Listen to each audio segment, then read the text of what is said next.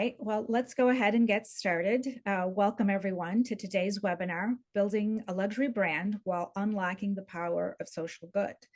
I'm excited for today's presentation. We have an interesting conversation in store.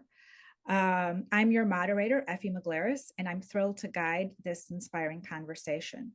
Our focus today is on the incredible work at the Kimpton Grand Roatan Resort and Spa, where luxury meets purpose.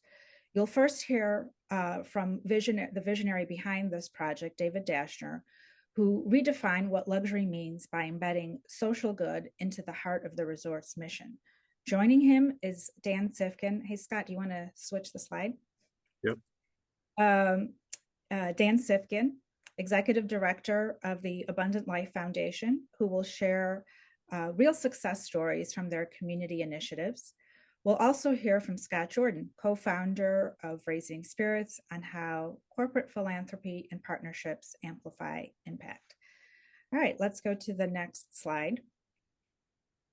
So I'm just going to briefly go through the agenda and remind everyone to put their questions in the Q&A.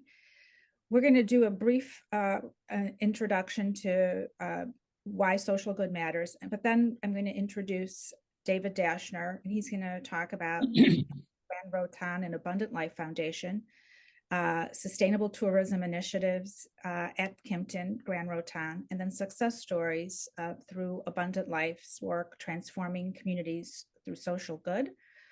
And then follow it up by corporate philanthropy and how Raising Spirits and Roatan Chocolate Factory have a partnership that helps support the work of Abundant Life.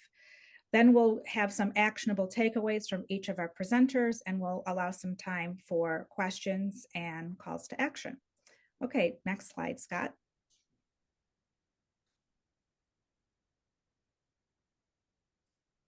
Okay, so before we hear from David, I wanted to share some eye-opening CSR statistics from Harvard Business School.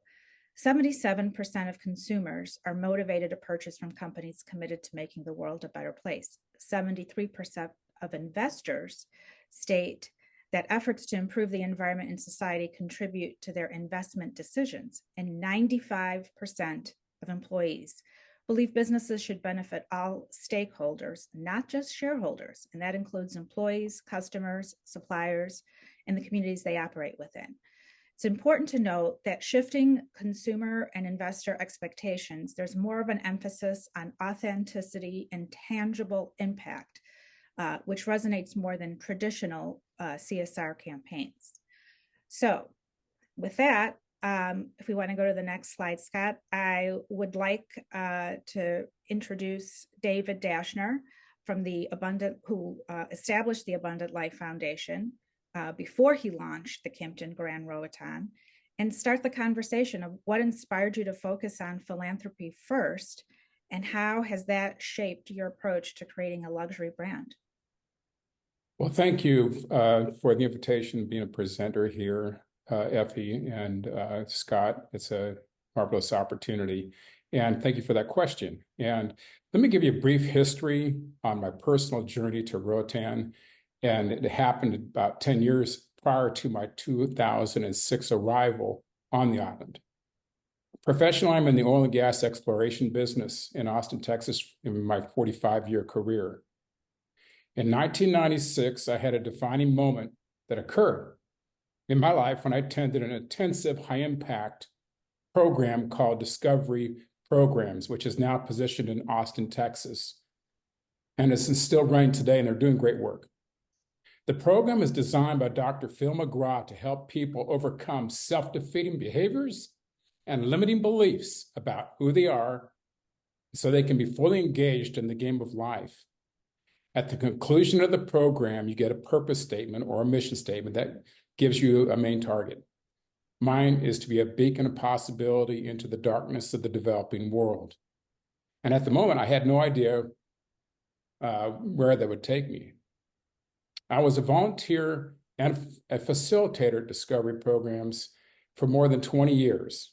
And along with a partner of mine, we co-founded that program in Austin, Texas, back in 2008.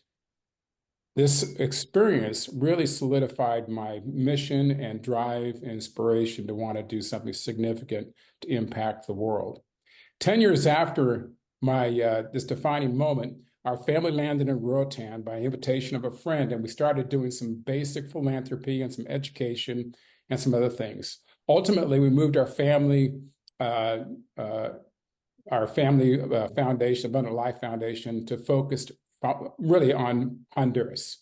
And we've been doing that ever since. In 2011, Grand Roatan came out of the ground, and I helped guarantee a loan. And the original partners had some difficulties, and so I had to take over the property. But when we did so with a couple of significant purposes. It wasn't just to make money. Money is not a purpose. Money is something that happens on the way to define what your purpose really is. But we did so with initial purpose was to protect the environment, both on the land and the sea, to ensure it's properly developed and demonstrate to Hondurans that you can make a profit without corruption. This is a world-class site that really deserves proper attention, and we were very focused on taking care of that. The second purpose was we wanted to help a very youthful tourism on the island, that the tourism economy of Honduras was just growing and is still growing in many ways, and we wanted to help the well-being of the people.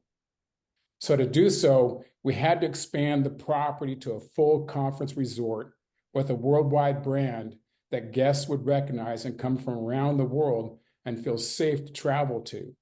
With the luxury brand, we hope to engage wealthy North Americans to see Honduras in a different light than perhaps traditionally what the poor image of Honduras can be. And perhaps we could be supportive of and be game changers in this part of the world. And we engaged the Kimpton Hotels and Restaurants as our primary lead brand for this, which we think is a spectacular boutique brand for this kind of property, and the ethos that they carry inside their brand really marries well with who we are and what we're doing. We opened the new expanded property in September 2023 under this restaurant flag. So we wanted to develop an eco-driven resort with being very aware of the land and the sea environments. The property should be designed and developed blending into the environments. So be careful about how this property will impact the land and the sea, but also the social and structure of the island. We built a reverse osmosis plant that filters seawater into fresh water, so we don't have to compete with limited water resources with the other necessary uses on the island. We maximize our property with solar capabilities, and we do a number of other green initiatives into our design. But we also have a very important social impact awareness on this. Sorry about that. We also have a very social impact awareness on this property, what we're doing. Number one is once we get the guests here, we want to have them leave with more than just a cocktail on the beach.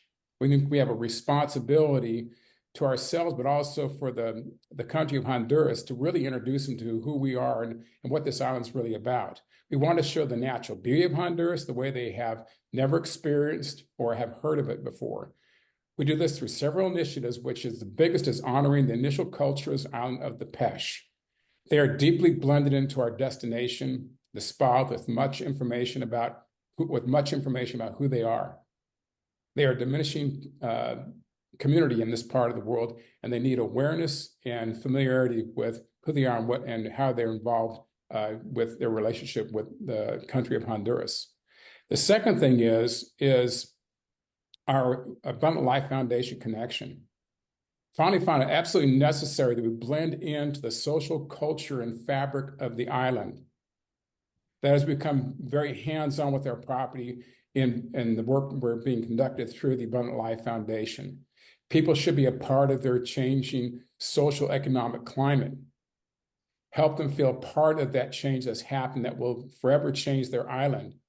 And hopefully we can diminish the social impact from the work that we do as a hospitality business. And we really enjoy that combination of collaboration between our resort and the foundation to ease some of these concerns and these issues that could arise down the road.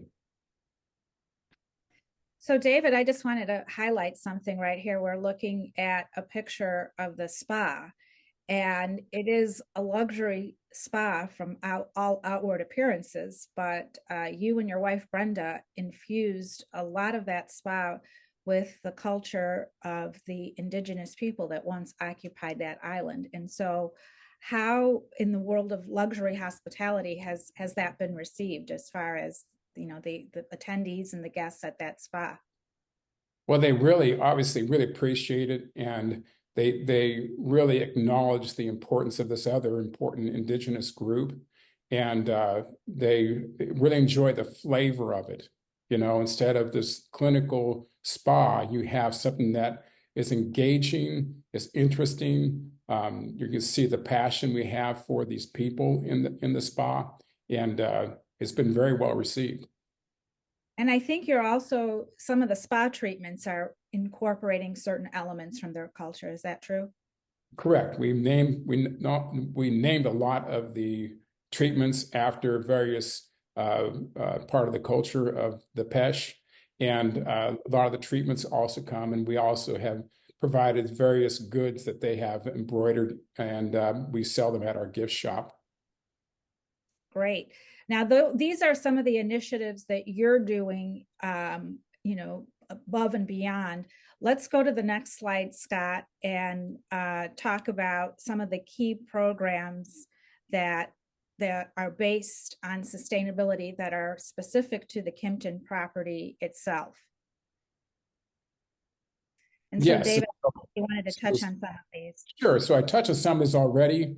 I think it was really important. What I wanted to design and build here was a modern being a property that the world would receive, and as a luxury property and showing that Honduras has the ability to be a part of this worldwide hospitality. Note that almost all the property was built by Honduran hands. There's some Guatemalans in this, but we use very few outside consultants, and so it's pretty spectacularly done in that regard. We also combine our work with the foundation, in some of the food supplies come from the foundation's agricultural farm, and we do a lot with the marine conservation and other things on the island in trying to preserve the natural beauty of the island. Yeah, and that's something that's important to keep in mind. As you see an increase in tourism, one of the challenges is the impact that it has on things like the coral reef, which is a major attraction for the island for divers, but also the hotel has initiatives that they're doing to try and maintain the beauty of it. Correct. this is a very delicate part of the world, and anything you do, one thing affects another. And you have to be conscious about what you're doing and the footprint that you're making, not only, once again, on the actual physical nature of the property, but also the very delicate nature of the social economic environment you're stepping into. Mm-hmm.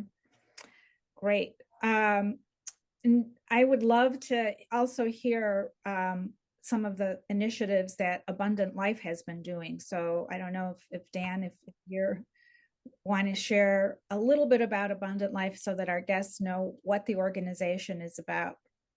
Sure, of course. I'm Dan Siefkin, the Executive Director for the Abundant Life Foundation. Effie and Scott, thanks for inviting us to be a part of this. So Abundant Life Foundation, as David mentioned, was founded in 2007. The Dashners this kind of launched with the construction of a school on an island in St. Helene, which is an island off the coast of Roatan. And from there, it has morphed into what it is today, one of the largest nonprofits on the island, doing a lot of positive and good across the island for the people of Roatan. The mission of the organization is to create community where Hondurans are able to have the opportunity to transform their lives through affordable housing, through education and community engagement. We do that a number of different ways. We are very active throughout the island teaching English literacy. We have a bilingual literacy program that currently teaches over 150 students throughout the year on a trimester basis, language skills that are essential in the tourism industry. If you hadn't been to Roatan yet, you'll the island is really driven by tourism. It's very similar to a lot of other islands across the Caribbean, where half of the island is beaches and beautiful resorts, and the other half is the communities that are supporting that tourism industry. So our goal is to, through this literacy training, is to equip young people with the ability to step into a strong professional future, the ability to speak the language to support that tourism. We also have a scholarship program. We provide scholarships for young students in high school and college. If Honduras doesn't require schooling after ninth grade, and so we support students in private schools so that they're able to continue their education. And we have another program that we're launching this year, which is a life skills education program, which is kind of the trifecta of our education programs that really caps the experience of young people to be able to develop the skills that are necessary beyond just language skills, the some of the soft skills and the skills that will help them endure through a professional career. And then kind of the flagship program in our within our portfolio is we call it dignified affordable housing community. We currently have 23 out of projected 70 homes that we're building. And those homes, we have an 8-acre property of just homes. It is built for low income working class families. It was initially constructed with the concept of housing single mothers, which is a group that has a lot of need across the island. But the model of this program it's really something that we see as viable for scaling and replicating across the island. The idea of this is to provide people a space that they can call home, something that is dignified. It's not a huge home, but it's something that they can call their own. They have to contribute sweat equity into building someone else's home, so that they're investing into the community prior to even stepping a foot through the door. And we sell these at a very affordable cost. We don't believe in handing out homes, rather giving people the opportunity to own something that they have invested into. And it's an HOA model, so people are actively involved in kind of the civic part components of operating a community.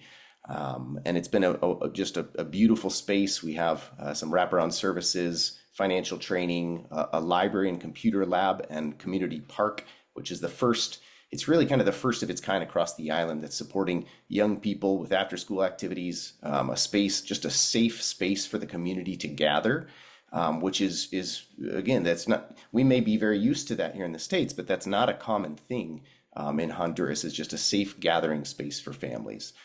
So that's just a little bit about the organization. We have quite a bit more that we're doing there, but those are kind of some of the big components of what we are trying to accomplish. Now, you also provide an opportunity for the guests staying at the Grand Roatan to get involved in some of these initiatives. And so can you talk a little bit about how that works? Yes, certainly. About life. Yeah, so I'll take a little bit of a step back here. Obviously, David and Brenda Dashin are connected to both of these organizations, so it's been a very natural partnership with Abundant Life Foundation and Kimpton Grand that's existed really since the beginning of when the Kimpton started. But it has morphed over the years, and particularly as the Kimpton has stepped in, we've seen increased opportunity to reach guests in a unique way. And we're not the only, or I'll be very honest, we're not the only organization in the world doing this. There are plenty of organizations that have built partnerships with hotels or restaurants or whatever it may be. But I think we've done so in a unique way that really has created some long-term sustainability for our organization and for this partnership. Yes, we do offer opportunities for guests to be able to connect with our work when they're visiting, and this goes back to something David was talking about earlier, which is really helping your guests, or helping the people that you serve through your business, be able to connect a little bit more deeply with something beyond just your product. And in the case of a hotel, it's where that space, it's the physical space itself, the culture and the people, the community. We provide opportunities for guests to be able to sign up through the concierge, get free transportation, and come over and do one of two things with our organization. One is just a general tour. If they've got a couple of hours and want to spend 2 hours walking our property and hearing from students and families, and that's an option. And then the other is kind of get your hands dirty, whether it's in our agricultural farm, reading books to kids, swinging a hammer on our many existing housing builds that we're going through right now. We provide an opportunity for guests to actually step in and do something with their time. This, as you mentioned earlier, most tourists are really interested in moving beyond the sheer pleasure experience. This is an opportunity for them to actually make a difference in their travel, and I think that's an important thing, and it's going to continue to grow to be a more and more important thing. And then we have a lot of other ways. I really would love to kind of highlight just some ideas for those who are out there listening right now, and have, looking at how they can actively engage within their communities. We have integrated the Kimpton Grand Roatan staff into the work that we do by providing them trainings, tours of all of our programs and facilities. We want to make sure that they're ready to go when somebody is, when they're waiting at table and somebody says, "Hey, what's Abundant Life Foundation?" They're ready to go. We also do staff volunteering days, getting the Kimpton Grand Roatan staff actively involved in the work we're doing. We've got multiple different areas with signage and videos at the Kimpton Grand, a check-in, check-out. We're working with them right now on providing contributions to the Abundant Life Foundation with every reservation that's made, so that the guests are giving a couple of dollars towards our organization. We have a drink for good, which is a great idea. They presented that idea, so $1 from every drink, a specific drink, which actually is connected to La Zona Vodka. It's a La Zona product that goes directly, $1 of that goes directly to ALF. And then numerous different options for fundraising events. They've invited us in to participate in social hours, collaboration on social media, which is really huge. Accessing a bigger brand's network is really big for an organization, particularly smaller organizations, to be able to link yourself with the Kimpton, or access the network of on social media is really an important component of us being able to partner with Kimpton Grand Roatan. So that's just a few of the ways that we've actively engaged in work with the Kimpton Grand. And one other thing I will note, you may have noticed that none of those were direct, the Kimpton Grand giving a direct donation to sponsor a scholarship or something like that. And there's a lot of brands that have some policies or protocols around not giving money directly out, or whatever it may be, maybe some limitations in how they can work with their community. But getting creative is really important, and hearing the voice of the community and the nonprofit that you're considering partnering with, and allowing them to speak into their needs, so that you're able to creatively come up with some ways of supporting them. I think that's a great point that you make, Dan, and that is being able to partner with a nonprofit such as Abundant Life, and using the things that you're already doing as an organization. So I know the Kimpton has a social hour that they do every day at a certain time. It's not that difficult, one day a week, to invite someone from ALF to be part of that. So it's not necessarily having to reinvent the wheel. It's looking at the things that you're already doing and thinking strategically, how can you engage with partners? Which now brings us to our next slide, corporate philanthropy.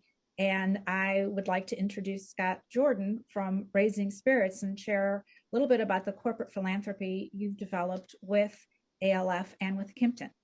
Well, first of all, I want to thank everybody for joining the webinar and our panelists. Really honored to be here. And that one of the things I want to mention is why am I here, right? And it all started in 2010 when I went on a mission trip, and I saw the devastation in Honduras. And I just felt compelled, like, hey, I have to do something about this. I don't know what, but I know I have to do something. So it started off with that trip, and I was, providing money. But then I read a book called The Prosperity Paradox from Clayton Christensen.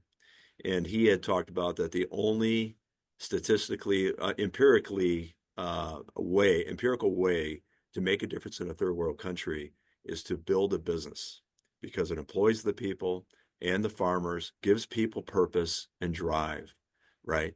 And was fortunate enough then to meet with the Abundant Life team, David Dasher and Dan Sifkin, and also at the Kimpton Grand Roatan. So Scott Jordan, I'm the co-founder of Raising Spirits Holding Company, and we were launched in 2022. We've got a triple bottom line. It's like the triple P.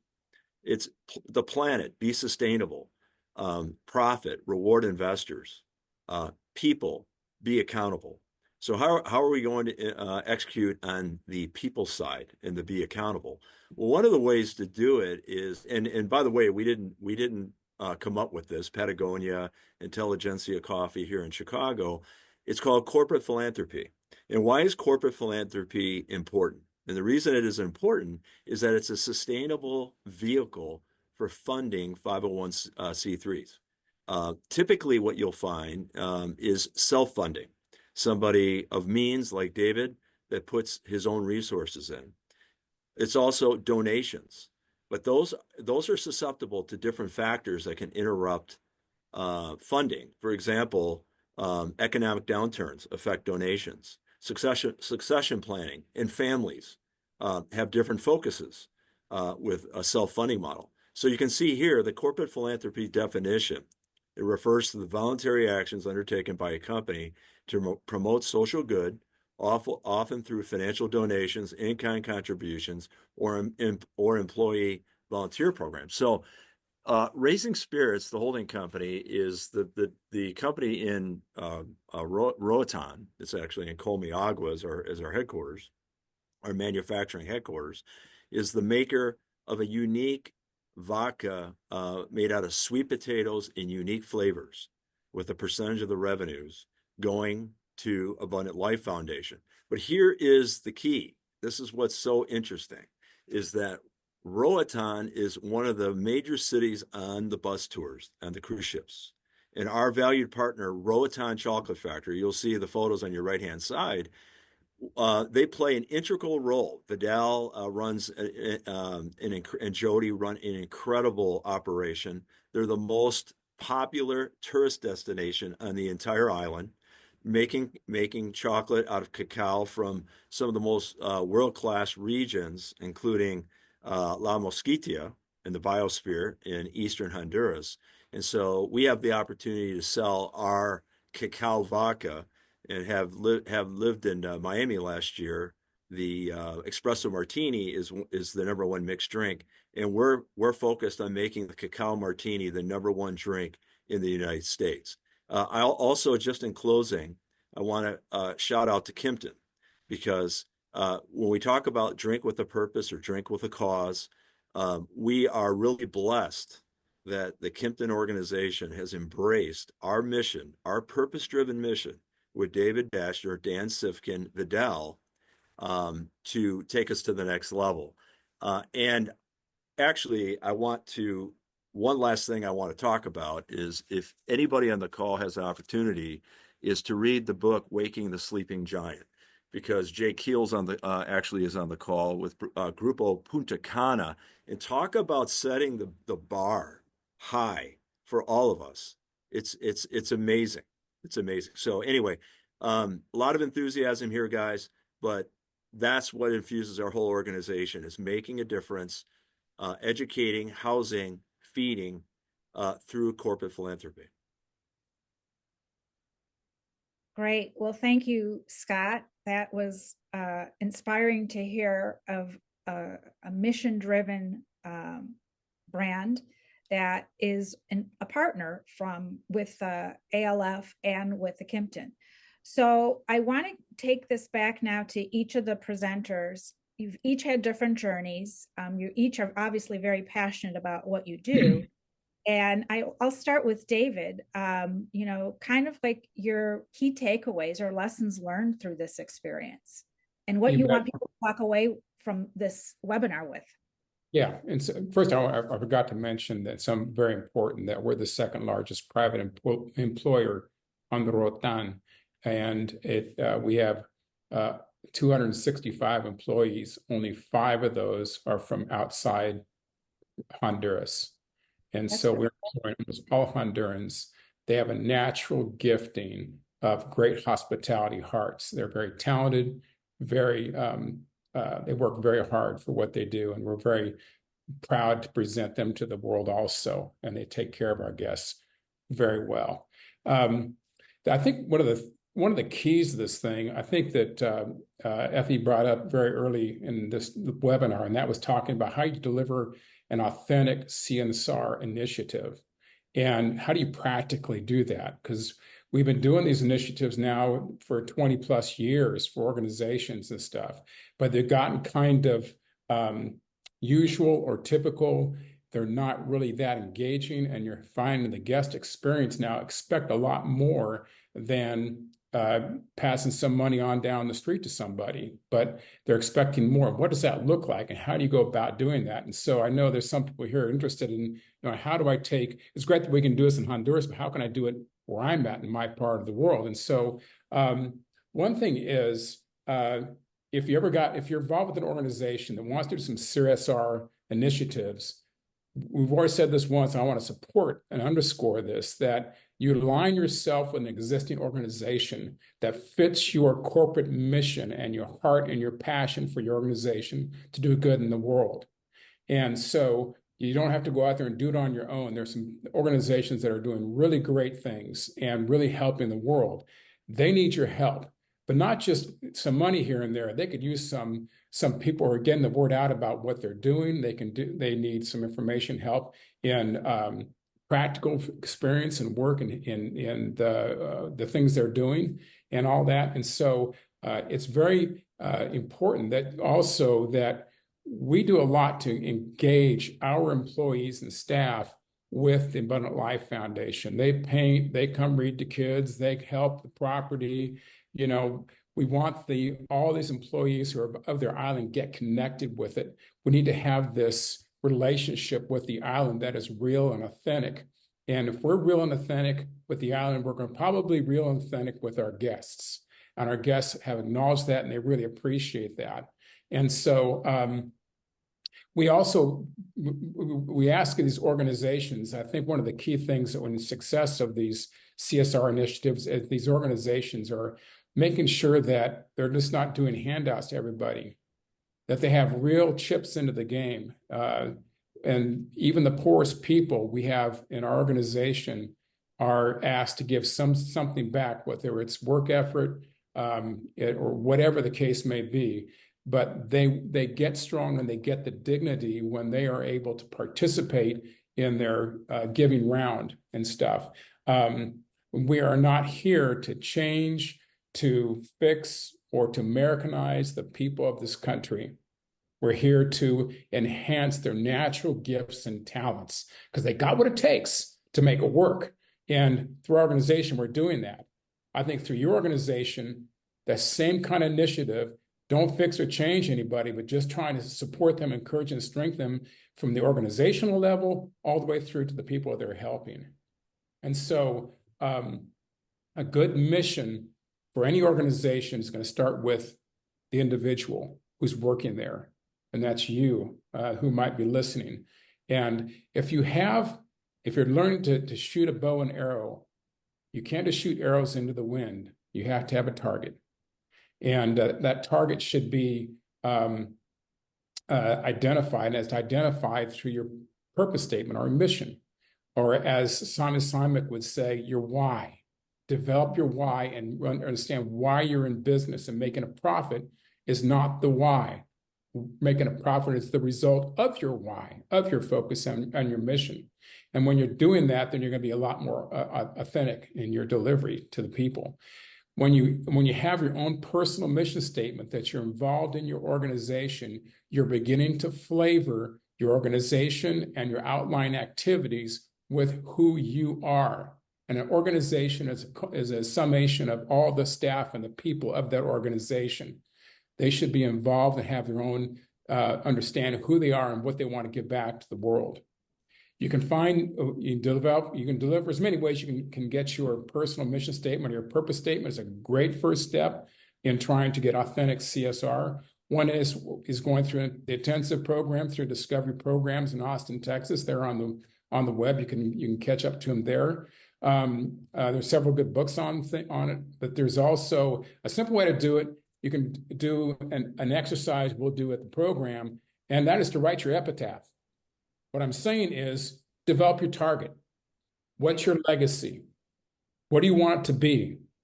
So what do you want the people to say about you when you've passed on?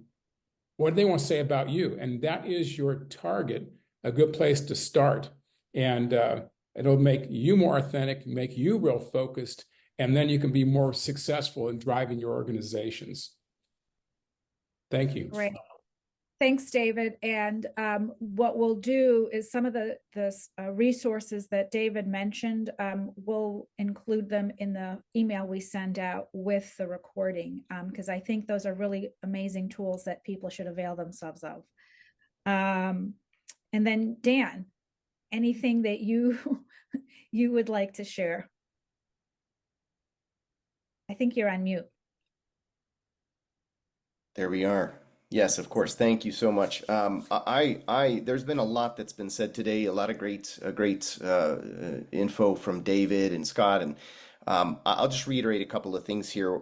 One, we've touched on this, but I want to make sure it's very clear that from a nonprofit perspective and from a community perspective, when stepping into a partnership with a business, a corporation, a global multinational, having a voice, inviting the community leaders, the beneficiaries, the other stakeholders to kind of participate in community-based decision making is really important.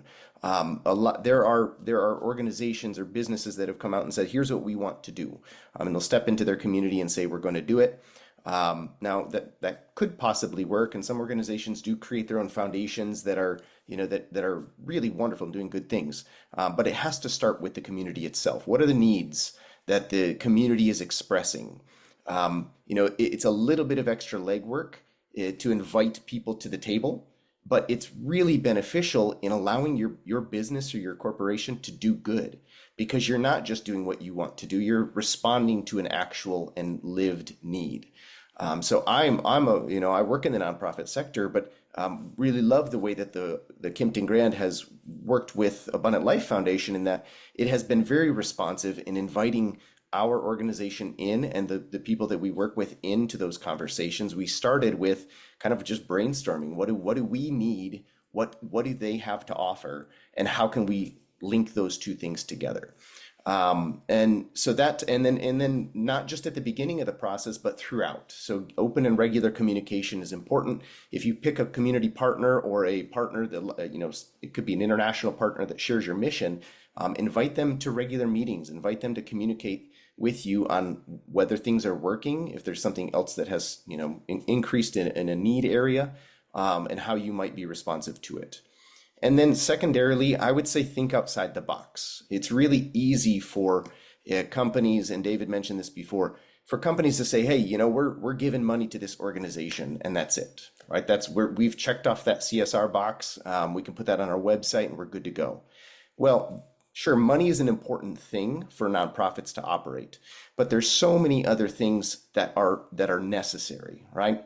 You have a brand influence. You have connections and network, staff, knowledge, resources, training. You have a lot of things that nonprofits lack, or oftentimes need. So think outside the box when it comes to creating your social impact for your business in who you work with, but how you work with them. Source local products from small farmers, hire local staff, promote local partnerships through your social media. Connect your clients to the community you support.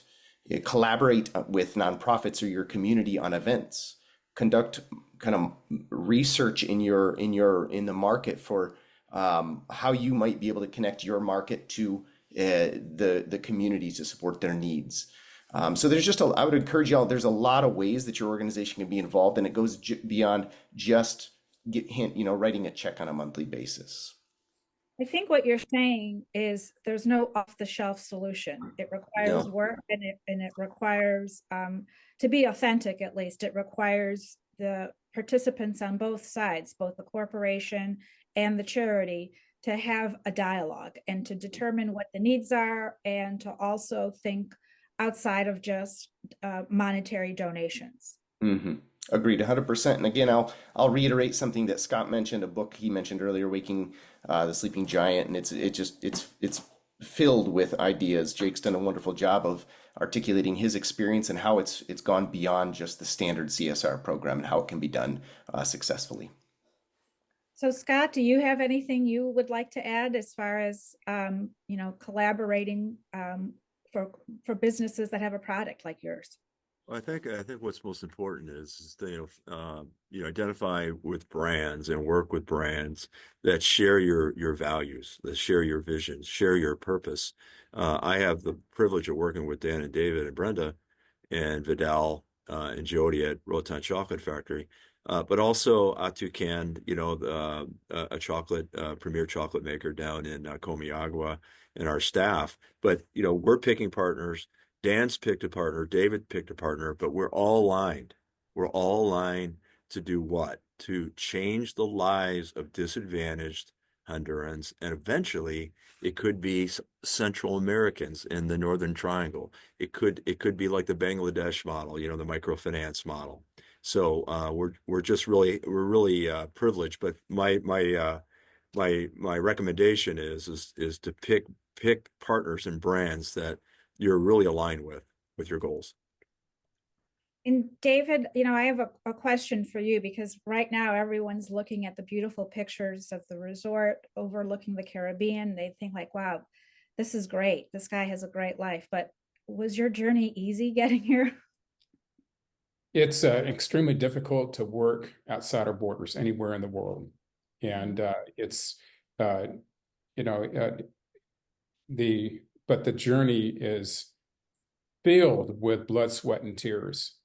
Extremely difficult, but there's joy at every corner, every turn. And somebody needs to go out there and make an effort to try and make a difference and a serious impact outside our borders. And this is part of the world that just does not get the attention, in my opinion, that it should, how we can truly help encourage this natural growth and productivity out of the Honduran people. And we are not doing this for a pat on the back or recognition. We're not doing this for, go in for one program, we're done. We're committed to this for a lifetime. This organization, ALF, and our property will be going on for many years after we're gone. And we're proud of that opportunity to serve the Honduras in this way. Well, thank you all very much. And I just wanted to highlight, I know all three of you have had to deal with challenges in doing the mission that you all have in your hearts to do. And so it's not an easy road, but it is a rewarding one, like David said. So I want to thank you all for sharing your insights and your stories with us today. And calls to action to our guests. I would encourage you to visit the Kimpton Grand Resort and Spa website, maybe plan a visit, experience the luxury and sustainability programs in person.